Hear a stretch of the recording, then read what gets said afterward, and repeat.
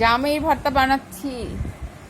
মজাদার, জাম খেলে রক্ত পরিষ্কার হয়, রক্ত শূন্যতা দূর হয়। তাই জামের যখন সিজন হবে সবাই অনেক করে করে জাম খাবেন, শরীর ভালো থাকবে। গুঁড়া শুকনো মরিচের গুঁড়া লবণ দিয়ে সুন্দর মজাদার জামের ভর্তা করলাম। আমরাও খাচ্ছি, আপনারাও খাবেন ইনশাল্লাহ। ভালো থাকেন সবাই, আল্লাহ হাফেজ।